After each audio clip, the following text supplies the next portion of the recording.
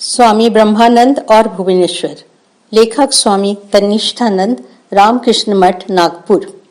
गतांक से आगे। उड़ीसा की अंतिम यात्रा। 1 अप्रैल 1921 को महाराज, महापुरुष महाराज तथा अन्य साधु सन्यासियों और ब्रह्मचारियों के साथ हावड़ा पुरी एक्सप्रेस से भुवनेश्वर पधारे। वे अगले दिन सुबह भुवनेश्वर पहुंचे। 15 अप्रैल 1921 को भुवनेश्वर में लिंगराज मंदिर का रथ यात्रा उत्सव था। इसमें सभी ने भाग लिया। महापुरुष महाराज के साथ महाराज 18 अप्रैल 1921 को दक्षिण भारत की यात्रा पर गए और 21 नवंबर 1921 की मध्य रात्रि को भुवनेश्वर लौट आए। महाराज 7 महीने तक दक्षिण भारत में विभिन्न स्थानों पर रहे। उनकी उपस्थिति में वहां की आध्यात्मिकता के स्तर में काफी बढ़ोतरी हुई। दक्षिण भारत की उनकी तीसरी और अंतिम यात्रा में वहां के साधु सन्यासियों और भक्तों ने महाराज की आध्यात्मिक शक्ति के उच्चतम स्तर का प्रकटीकरण अनुभव किया। भुवनेश्वर लौटने के बाद सेवकों ने महाराज को अधिक अंतर्मुखी पाया। वे बाहरी परिवेश से बेसुध मठ परिसर में ही टहलते।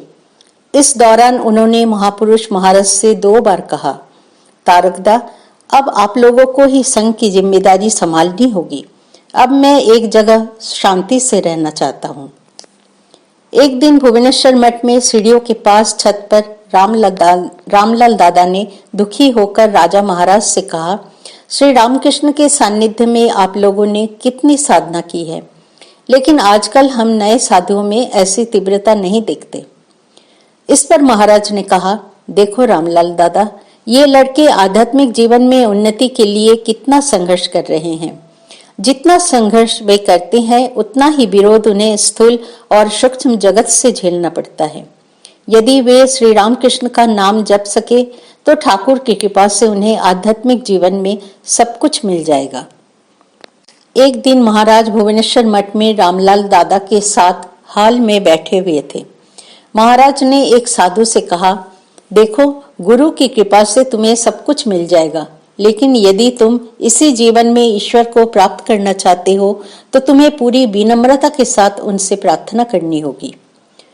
स्वामी काशीश्वरानंद ने अपने संस्मरणों में लिखा है, संघ के एक सन्यासी पंजाब की यात्रा कर भुवनेश्वर मठ में आए थे। वो नवंबर 1921 का महीना था। महाराज, महापुरुष महाराज और संभवतः रामलाल दादा तब भुवनेश्वर मठ में थे।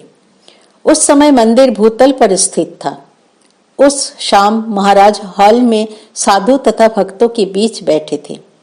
महाराज बड़े स्नेहपूर्वक एक साधु को मनाने की कोशिश कर रहे थे कि वो भुवनेश्वर मठ का त्याग न करे। सभी उसे मनाने की कोशिश कर रहे थे, लेकिन उस साधु ने किसी एक की न सुनी। अंत में महाराज ने उस साधु से कहा, तुम क्या चाहते हो? क्या तुम एकांत में साधना करना चाहते हो? ठीक है, मैं तुम्हारे लिए एक अलग कुटिया की व्यवस्था करूंगा और वहां तुम्हारे लिए भोजन की व्यवस्था करूंगा, पर मैं तुम्हें यह अनुनय करता हूं कि कृपया तुम यह स्थान न छोड़ो। वहां उपस्थित सभी लोग महाराज की कातरता देख बहुत प्रभावित हुए, लेकिन उस साधु ने महाराज की एक न सुनी। आधे घंटे तक उसे समझाने पर भी वो साधु अपने जिद पर अड़ा रहा। अंत में महाराज ने उससे कहा, देखो बेटा, मनुष्य असहाय होता है। क्या अपनी सभी इच्छाएं पूरी होती है? यह क्या सभी पवित्र जीवन जी सकते हैं? संसार में बहुत सारी अनिष्ट प्रवृत्तियां हैं। इतना कहकर महाराज गंभीर और मौन हो गए।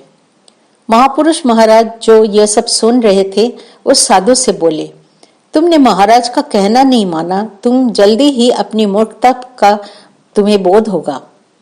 भुवनेश्वर मठ से जाने के तुरंत बाद उस साधु का पतन हुआ और उसे संघ से निष्कासित किया गया।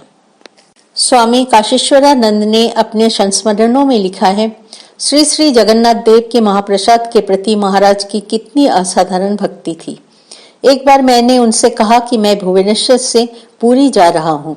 इस पर उन्होंने मुझसे कहा, अच्छा है, कृपया मेरे लिए थोड़ा जगन्नाथ जी का महाप्रसाद लाना। यथा समय मैं उनके लिए महाप्रसाद ले आया। वे कितने खुश हुए। बाद में उनके सेवकों ने मुझे बताया, जब आपकी ट्रेन आने वाली थी तो वे रेलवे लाइन को देखते देखते बेचैन हो गए थे। वे ट्रेन और महाप्रसाद के आने की बड़ी उत्सुकता से प्रतीक्षा कर रहे थे।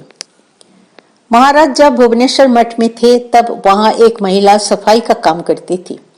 जब वो लोगों को ठाकुर के दर्शन के लिए मंदिर जाते देखती तो उसके मन में भी ठाकुर के दर्शन की इच्छा उत्पन्न हुई।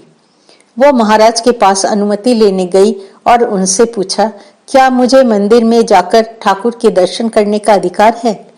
महाराज प्रसन्न हुए और बोले, क्यों नहीं, ये साबुन लो, स्नान करो, स्वच्छ वस्त्र पहनो और ठाकुर के दर्शन के लिए जाओ। उसने वैसा ही किया। जब उसके समाज के लोगों को ये बात पता चली तो उन्होंने उसे बहुत सी बातें कहकर डरा दिया। वो चिंतित होकर महाराज के पास गई और उन्हें सारी बात बताई। महाराज ने उसे आश्वस्त करते हुए कहा, तुम्हें डरने की आवश्यकता नहीं है। ठाकुर दयालु हैं और सभी पर अपनी कृपा की वर्षा करते हैं। भुवनेश्वर मठ महाराज का सबसे प्रिय स्थान था। वे चाहते थे कि यह मठ तपस्या का स्थान बने। वे यहाँ विभिन्न प्रकार के वृक्ष लगाना चाहते थे। वे चाहते थे कि यहाँ एक गाय हो और साधना के लिए एक कुटिया हो। उन्हें सीताफल बहुत पसंद था। भुवनेश्वर मठ सीताफल के पेड़ों से घिरा हुआ था। उनके गुरु भाइयों के अनुसार पीछे से देखने पर महाराज हुबहू श्री रामकृष्ण जैसा दिखते थे। अप्रैल 1920 में भुवनेश्वर मठ में उनकी तस्वीर पीछे से ली गई। एक दिन जब महाराज टहल रहे थे, हरि महाराज ने उन्हें पीछे से देखा और उन्हें श्री रामकृष्ण समझ लिया। जब वे पास आए तो उन्होंने पाया कि वे राजा महाराज थे, जो काफी ऊंचे और स्वस्थ थे। सत्येंद्रनाथ मजुमदार कलकत्ता से भुवनेश्वर की यात्रा पर आए थे। कुछ दिनों तक भुवनेश्वर में रहने के बाद जब वे पुरी जाने के लिए तैयार हो रहे थे, स्वामी ब्रह्मानंद ने उन्हें पुरी न जाकर वापस कलकत्ता लौटने के लिए कहा।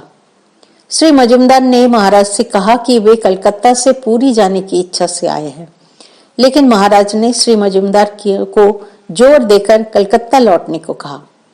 जब श्री मजुमदार भुवनेश्वर रेलवे स्टेशन पहुंचे तो वे यह देखकर आश्चर्यचकित हुए कि महाराज ने पहले से ही एक ब्रह्मचारी को यह सुनिश्चित करने के लिए भेजा था कि श्री मजुमदार टिकट खरीदकर कलकत्ता के लिए रवाना हो। बाद में श्री मजुमदार एक दिन बेलूर मठ आए और स्वामी ब्रह्मानंद से पूछा, महाराज, आपने उस दिन मुझे पुरी जाने की अनुमति क्यों नहीं दी? इस पर महाराज बोले, आपकी पूरी यात्रा के लिए वो समय सबसे अशुभ था। यदि आप वहां गए होते तो आपकी मृत्यु अटल थी। एक बार महाराज पुरी जा रहे थे। रास्ते में एक छोटी सी घटना घटी जो स्वामी ब्रह्मानंद की त्याग, वैराग्य और विवेक की भावना को दर्शाती है। उनके साथ एक व्यक्ति यात्रा कर रहे थे। वे कलकत्ता से चांदवाली तक स्टीमर और फिर बैलगाड़ी से पुरी गए। बैलगाड़ी से यात्रा करते समय उन्होंने सड़क के किनारे 10 रुपये का नोट पड़ा देखा। महाराज ने नोट को अनदेखा कर जप करना जारी रखा। उनके साथी ने महाराज के मना करने के बावजूद भी नोट ले लिया। महाराज ने उनसे कहा कि एक साधु को ऐसे पैसों के मामले में कोई रुचि नहीं दिखानी चाहिए। साथी ने महाराज से उसके कृत्य को उचित ठहराते हुए तर्क दिया। उन्होंने कहा कि यदि धन का उपयोग अपने लिए न भी किया जाए तो दूसरों की सहायता के लिए तो किया जा सकता है। यह सुनकर महाराज नाराज हो गए और मौन हो गए। तब से महाराज के मन में उस साधु के प्रति कोई आदर न रहा। बाद में वो व्यक्ति विवाह कर लिया और संसार में लिप्त हो गया। बलराम बोस के पिता राधा मोहन बोस की मृत्यु के बाद उनका श्राद्ध कोठार में करने का निर्णय हुआ। बलराम बाबू, तुलसीराम और राखल महाराज श्राद्ध के लिए आवश्यक सामग्री लेकर सर जॉन लॉरेंस नामक बड़े स्टीमर से कोठार जा रहे थे। डायमंड हार्बर के निकट उसे भयंकर तूफान का सामना करना पड़ा। अपना सामान स्टीमर में ही छोड़कर वे सब कलकत्ता लौट आए। उसी रात तूफान के कारण वो स्टीमर डूब गया और परिणाम स्वरूप लगभग 750 लोग मर गए। इसके बाद वे कार्लू नामक दूसरे स्टीमर से कोठार के लिए रवाना हुए। भुवनेश्वर मठ का निर्माण कार्य प्रगति पर था। राजा महाराज वहां काम की देखरेख कर रहे थे। उनकी शिष्या तारा सुंदरी, जो बंगाली रंगमंच की प्रसिद्ध अभिनेत्री थी, अपच से पीड़ित थी। महाराज ने उसे भुवनेश्वर के केदार गौरी मंदिर स्थित तालाब का जल पीने की सलाह दी। जिससे उसे पेट की सभी तरह की बीमारियां ठीक हो जाएगी। जब तारा सुंदरी भुवनेश्वर गई और दूध वाला धर्मशाला में ठहरी तो वो ठाकुर के प्रसाद के अलावा कुछ नहीं खाती थी। प्रसाद की व्यवस्था भुवनेश्वर मठ से की जाती थी। महाराज प्रतिदिन इस मामले की व्यक्तिगत रूप से देखभाल करते थे। ठाकुर को भोग लगते ही तारा के लिए प्रसाद तुरंत भेजा जाता था। वो प्रतिदिन पूजा करती और मठ से प्रसाद प्राप्त किए बिना जल भी ग्रहण नहीं करती थी। मठ से एक व्यक्ति ठाकुर का प्रसाद तथा पान और चाय बनाने की सामग्री लेकर आता था। उस समय वो सामग्री वहां उपलब्ध नहीं थी। तारा को कभी भी माता पिता का प्यार और स्नेह नहीं मिला, लेकिन उसके गुरु ने उसकी पूर्णता की। यह सोचकर उसकी आंखें नम हो जाती थी। कभी कभी संकोचवश वो कह देती थी कि अगले दिन से मठ में प्रसाद लेने मैं स्वयं आऊंगी। महाराज उसे यह कहकर आने की अनुमति नहीं देते थे कि देखो बेटी तारा, वहां बहुत गर्मी है और कोई वाहन भी उपलब्ध नहीं है। तुम यहाँ आने का कष्ट मत करो, मैं तुम्हारे लिए वहां प्रसाद भिजवा दूंगी। तारा सुंदरी ने अपने संस्मरणों में कहा है, एक बार मैं भगवान जगन्नाथ के दर्शन की इच्छा से पुरी गई थी। पुरी जाते समय मैं भुवनेश्वर शहर में रुकी और एक धर्मशाला में ठहरी। तब मैंने सुना कि स्वामी ब्रह्मानंद भुवनेश्वर रामकृष्ण मठ में ठहरे हुए हैं, तो मैं उनसे मिलने मठ चली गई। उन्होंने कितनी आत्मीयता से मेरा स्वागत किया। बड़ी उत्सुकता और स्नेह से उन्होंने मुझे बैठाया और पूछा कि मैं क्या खाना चाहूंगी इत्यादि। उन्होंने कहा, अफसोस चिलचिलाती धूप ने तुम्हारा मुंह सुखा दिया होगा। तुम यहाँ स्वास्थ्य लाभ के लिए आई होगी। तुम्हें चिलचिलाती धूप में नहीं आना चाहिए था। तुम अपना भोजन कहाँ करती हो? कल से तुम हमारे साथ आकर भोजन करो। बताओ तुम्हें कैसा भोजन पसंद है। फिर उन्होंने करुणा भरे स्वर में कहा, देखो बेटी, हम तो निर्धन साधु सन्यासी और फकीर हैं। हम तुम्हारे खान पान के लिए यहाँ क्या कर सकते हैं।